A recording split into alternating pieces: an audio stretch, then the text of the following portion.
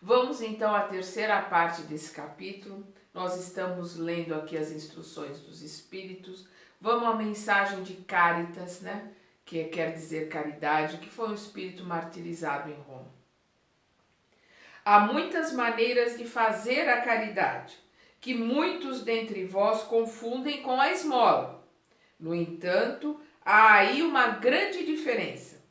A esmola, meus amigos, é útil algumas vezes, pois alivia os pobres, mas quase sempre é humilhante para quem a dá e para quem a recebe. A caridade, ao contrário, liga o benfeitor e o beneficiado. E além disso, disfarça-se de tantas maneiras.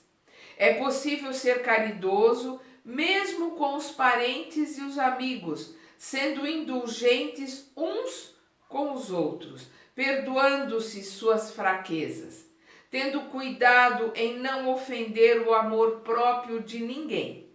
E vós, espíritas, podeis ser caridosos em vossa maneira de agir para com aqueles que não pensam como vós, levando ao menos clarividentes a crer, vou repetir. E vós, espíritas, podeis ser caridosos em vossa maneira de agir para com aqueles que não pensam como vós, levando os menos clarividentes a crer, mas sem chocá-los, sem atacar de frente suas convicções, mas levando-lhes docilmente às nossas reuniões, nas quais nos poderão ouvir e nas quais saberemos achar uma brecha em seus corações, por onde deveremos penetrar. Eis aí uma face da caridade. Escutai agora a caridade para com os pobres, os deserdados da terra, mas recompensados por Deus, se souberem aceitar suas misérias sem murmurar. E é nisso que dependem de vós. Far-me-ei compreender através de um exemplo. Perdão. Várias vezes na semana vejo uma reunião de damas. Há damas de todas as idades. Para nós, vós o sabeis, são todas irmãs. E o que fazem? Trabalham, rápidas, os dedos são ágeis. Vede também como são radiantes os rostos e como os corações batem uníssonos. Mas qual é o seu objetivo? É que elas veem aproximar-se o inverno, que será rude para os lares pobres. As formigas não puderam acumular durante o verão os grãos necessários à sua provisão, e a maioria dos seus bens está empenhada. As pobres mães inquietam-se e choram, sonhando com os filhos pequenos que neste inverno passarão frio e fome. Mas paciência, pobres mulheres. Deus inspirou algumas mais afortunadas que vós. Elas se reuniram e confeccionam pequenas vestimentas. Mais tarde, num desses dias que a neve cobrirá o chão e que vós murmurareis dizendo, abre aspas, Deus não é justo, fecha aspas, pois é a fala costumeira dos que sofrem, então vereis aparecer um dos filhos destas boas trabalhadoras, que se fizeram as operárias dos pobres.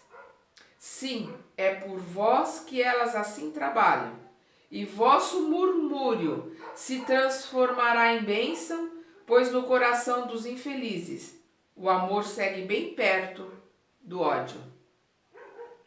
Como é preciso um encorajamento para todas essas trabalhadoras, eu vejo as comunicações dos bons espíritos chegarem-lhes de todas as partes. Os homens que fazem parte dessa sociedade também trazem seu concurso, fazendo uma dessas leituras que tanto agradam. E nós, para recompensar o zelo de todos e de cada um em particular, prometemos a essas operárias laboriosas uma boa clientela, que lhes pagará dinheiro contado em bênçãos, única moeda que tem curso no céu.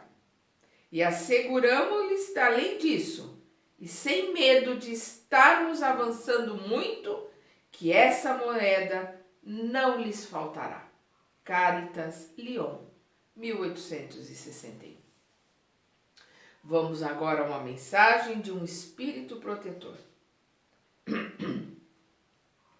Meus caros amigos, a cada dia eu ouço entre vós dizerem, abre aspas, eu sou pobre e não posso fazer a caridade, fecha aspas. E a cada dia eu vos vejo faltar com a indulgência aos vossos semelhantes. Não lhes perdoais nada, e muitas vezes vos erguei como juízes severos, sem vos perguntar se ficaríeis satisfeito ao fazerem o mesmo convosco. A indulgência também não é a caridade? Vós, que não podeis fazer senão a caridade indulgente, fazei-a, ao menos, mas fazei-a largamente. No que concerne à caridade material, vou contar-vos uma história do outro mundo. Perdão. 2 homens tinham acabado de morrer. Deus tinha dito. Enquanto esses homens viverem,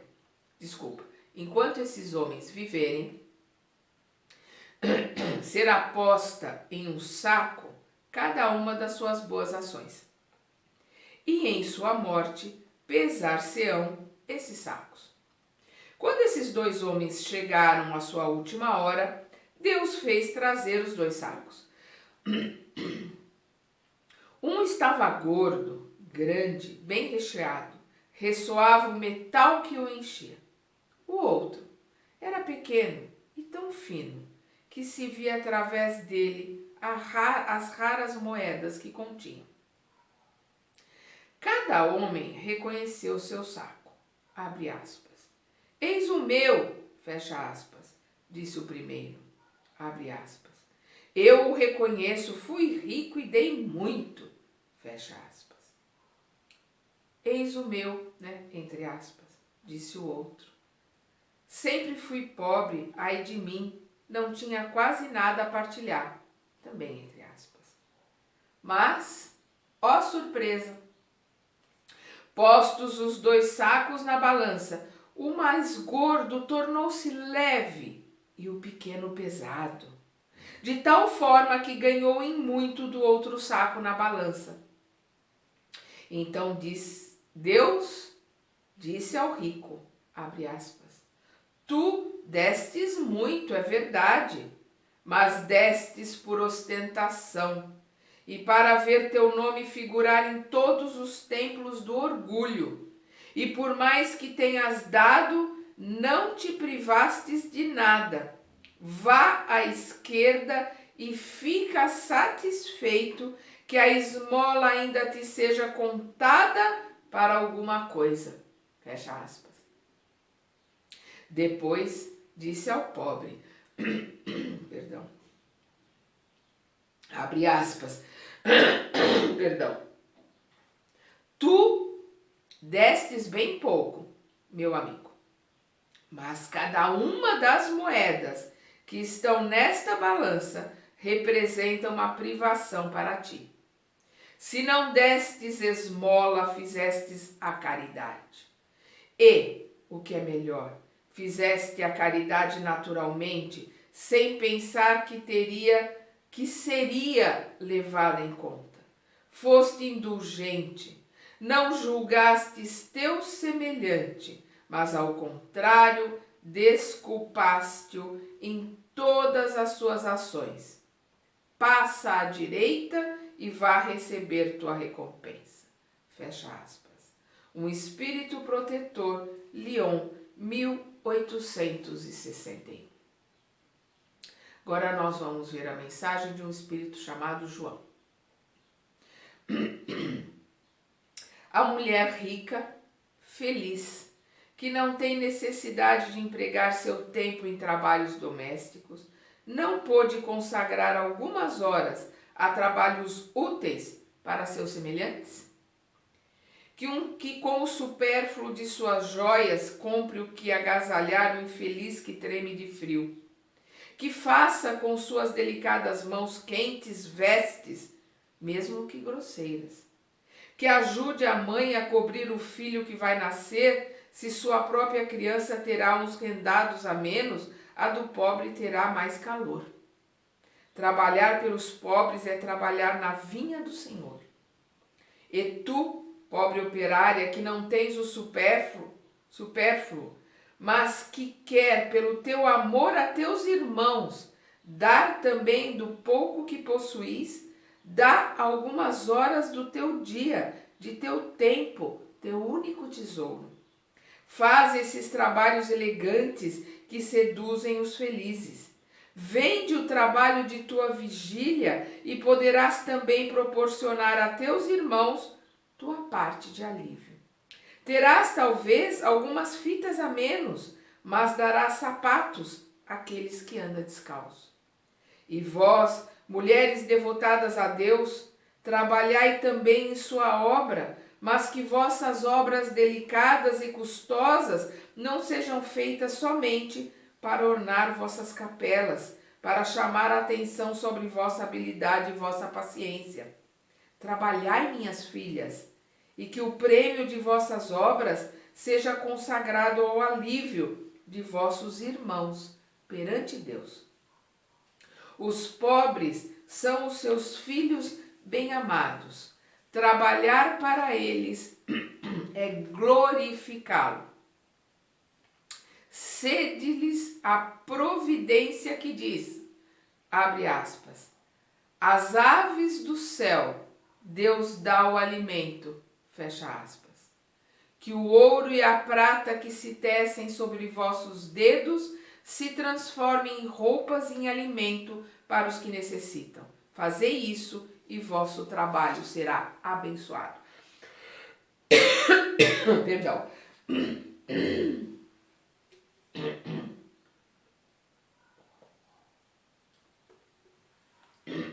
Perdão. E todos vós que podeis produzir, dai. Perdão. Dai vosso engenho, dai vossas inspirações, dai vosso coração que Deus vos abençoará.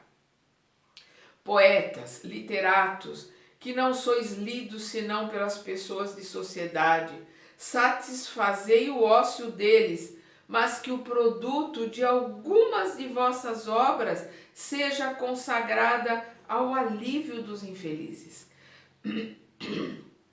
Pintores, escultores, artistas de todos os gêneros, que vossa inteligência também venha ajudar vossos irmãos. Não tereis com isso menos glória, mas haverá alguns sofrimentos a menos. Todos podereis dar em qualquer classe que vos encontreis. Sempre tendes alguma coisa que podeis partilhar. Seja o que for que Deus vos tenha dado, deveis uma parte àquele que está em falta do necessário, porque no lugar dele ficaríeis bem contentes se um outro partilhasse convosco. Vossos tesouros da terra serão um pouco menores, mas vossos tesouros do céu serão mais abundantes. Lá recolhereis ao cêntuplo o que tiverdes semeado em benefícios neste mundo. João, Bordeaux, 1861. A mensagem do Espírito Michel. A piedade. A piedade é a virtude que mais vos aproxima dos anjos. É a irmã da caridade que vos conduz a Deus. Deixai vosso coração enternecer-se com o aspecto das misérias e do sofrimento de vossos semelhantes. Vossas lágrimas são um bálsamo que verteis sobre suas feridas. E quando, por uma doce simpatia, vierdes a restituir-lhes a esperança e a resignação, que encanto experimentareis. Esse encanto, é verdade, tem uma certa amargura, pois nasce ao lado da desgraça, mas se não tem a acidez dos prazeres mundanos, não apresenta as pungentes decepções do vazio que esses prazeres deixam atrás de si. Há nele uma suavidade penetrante que regozija a alma. A piedade, mas uma piedade bem sentida, é amor. Amor é devotamento. Devotamento é esquecimento de si mesmo. E esse esquecimento, essa abnegação em favor dos infelizes, é a virtude por excelência, aquela que praticou em toda a sua vida o divino Messias e que ensinou em sua doutrina tão santa e sublime. Quando essa doutrina tiver tornado a sua pureza primitiva e tiver sido admitida por todos os povos, trará a felicidade à terra, fazendo reinar nela, enfim, a concórdia, a paz e o amor. O sentimento mais adequado a fazer-vos progredir, domando vosso egoísmo e vosso orgulho, aquele que dispõe vossa alma à humildade, à beneficência e ao amor ao próximo, é a piedade. Essa piedade que vos comove até as entranhas diante do sofrimento de vossos irmãos, que vos faz estender-lhes uma mão de socorro e vos arranca lágrimas de simpatia. Portanto, não sufoqueis em vosso coração essa emoção celeste. Não façais como esses egoístas endurecidos, estes egoístas endurecidos que se afastam dos aflitos, porque a visão de suas misérias perturbaria um instante de sua alegre existência. Temei manter-vos indiferentes quando podeis ser úteis. A tranquilidade comprada ao preço de uma indiferença culpada é a tranquilidade do mar morto, que esconde no fundo de suas águas o lodo fétido e a corrupção. Que comparação, né? Que metáfora profunda. Vou repetir. A tranquilidade comprada ao preço de uma indiferença culpada é a tranquilidade do mar morto, que esconde no fundo de suas águas o lodo fétido e a corrupção. Quanto a piedade está longe, no entanto, de causar a perturbação e o aborrecimento de que se apavora o egoísta. Sem dúvida, a alma experimenta o contato da infelicidade do outro e, voltando-se para si mesma, um abalo natural e profundo que faz vibrar todo o vosso ser e vos afeta penosamente.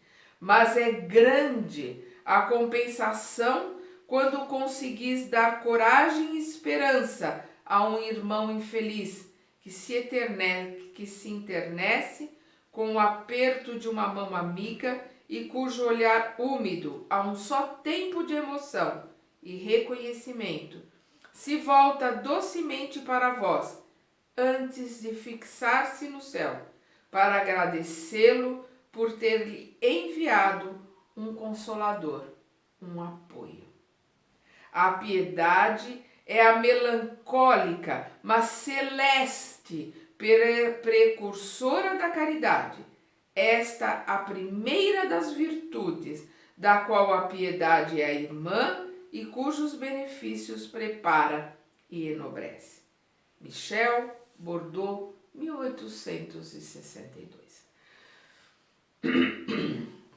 Vamos agora uma mensagem aos órfãos de um espírito familiar.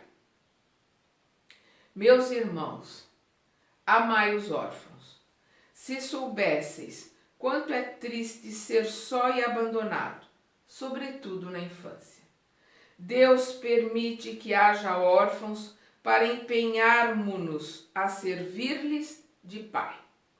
Que divina caridade há em ajudar uma pobre criaturinha abandonada, em impedi-la de passar fome e frio, em dirigir sua alma para que não se extravie no vício. Quem estende a mão à criança abandonada agrada a Deus, pois compreende e pratica sua lei. Pensai também que muitas vezes a criança que socorreis vos foi cara numa outra encarnação. E, se pudesseis lembrar-vos disso, não seria mais caridade, mas um dever. Assim, pois, meus amigos, todo ser sofredor é vosso irmão e tem direito à vossa caridade, não a caridade que fere o coração, não aquela esmola que queima a mão em que cai, pois vossos óbolos frequentemente são bem amargos. Quantas vezes seriam recusados se na mansarda a doença e a privação não os esperassem? Dai delicadamente, acrescentai ao benefício o mais precioso de todos, uma palavra boa, um carinho, um sorriso amigo. Evitai aquele tom de proteção que fere de novo o coração que já sangra, e pensai que fazendo o bem trabalhais para vós e para os vossos. Um espírito familiar, 1860. Agora uma mensagem, benefícios pagos com ingratidão, feita por um guia protetor. O que pensar das pessoas que, tendo sido pagas por seus benefícios com a ingratidão, não mais fazem o bem, temendo novamente encontrar ingratos? Essas pessoas têm mais egoísmo que caridade. Pois fazer o bem apenas para receber sinais de reconhecimento não é fazê-lo com desinteresse.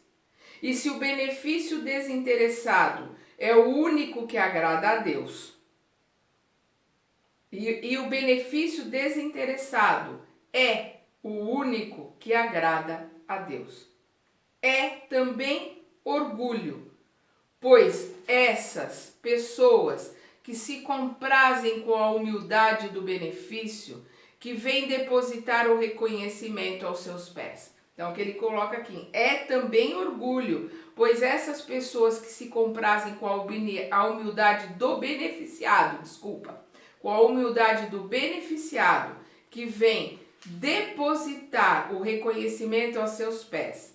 Aquele que procura na terra a recompensa do bem que faz, não a receberá no céu. Porém, Deus levará em conta aquele que não a busca na terra. Sempre é preciso ajudar aos fracos, mesmo sabendo de antemão que aqueles a quem se faz o bem podem não ser agradecidos. Sabei que se aquele a quem prestais serviço esquece o benefício, Deus vos terá em maior conta do que se já tivesseis sido recompensados pelo reconhecimento de vosso obsequiado. Deus, por vezes, permite que sejais pagos com ingratidão para experimentar vossa perseverança em fazer o bem. Por outro lado, como sabeis se o benefício esquecido no momento, mais tarde não trará bons frutos? Ao contrário, estáis certos que é uma semente que germinará com o tempo. Infelizmente, vós sempre vedes apenas o presente, trabalhar por vós e não em vista dos outros. Benefícios acabam por amolecer os corações mais endurecidos. Eles podem ser ignorados aqui, Mas quando o espírito se desembaraçar do seu invóluto carnal, irá lembrar-se, e essa lembrança será um castigo.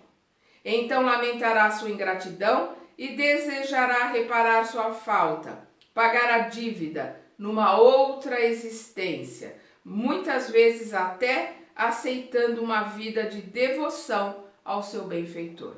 Assim, e sem suspeitardes disso, tereis contribuído para o seu adiantamento moral e reconhecereis mais tarde toda a verdade dessa máxima: um benefício nunca é perdido.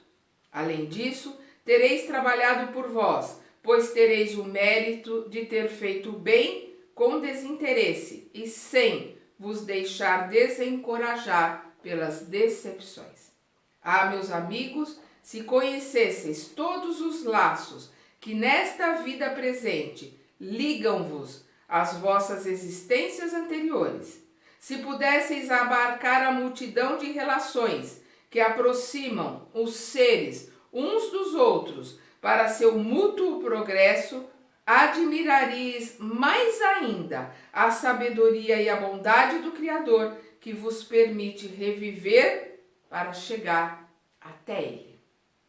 Guia Protetor, Sens, 1862. Agora nós vamos a uma mensagem de São Luís. A beneficência é bem compreendida quando é praticada exclusivamente entre as pessoas de uma mesma opinião, de uma mesma crença ou de um mesmo partido? Não. É preciso abolir, sobretudo, o espírito de seita e de partido, pois todos os homens são irmãos. O verdadeiro cristão só vê seus semelhantes como irmãos e não consulta antes de socorrer aquele que tem necessidade, nem sua crença, nem sua opinião sobre o que quer que seja.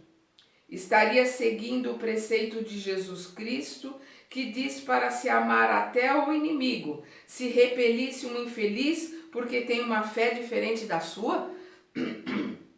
Que o verdadeiro cristão o socorra sem lhe pedir nenhuma satisfação sobre a sua consciência, pois se ele for um inimigo da religião, este é o meio de fazê-lo amá-la. Repelindo-o, faria que a odiasse. São Luís, Paris, 1860. Então nós vemos aqui várias mensagens maravilhosas nos colocando sobre a beneficência, sobre a caridade, sobre a piedade, né? Sobre como ajudarmos aos nossos irmãos, porque somos todos irmãos. Estamos todos interligados numa rede de amor, numa rede de progresso, numa rede de estudo, numa rede de igualdade. Somos todos iguais. Se temos diferenças aqui nesse planeta, quando estamos encarnados, é porque essas diferenças acontecem para que colhamos aquilo que semeamos ontem e para que tenhamos uma melhor semeadura, para que aprendamos e semeamos melhor, façamos uma nova semeadura muito melhor, muito mais bem feita, para colhermos amanhã, para que possamos nos aprimorar, para que possamos estar mais perto de Deus, com o estudo, com o aprendizado, mas principalmente agindo em nome de Deus, auxiliando o nosso próximo, fazendo a ele aquilo que gostaríamos que fosse feito a nós, se estivéssemos na posição que ele está. Isso em todos os sentidos, na nossa vida, no nosso dia a dia, nós temos sempre que ter essa empatia, nos colocarmos no lugar do outro e fazermos para ele aquilo que gostaríamos que fosse feito a nós. Vamos então continuar estudando e aprendendo no próximo capítulo.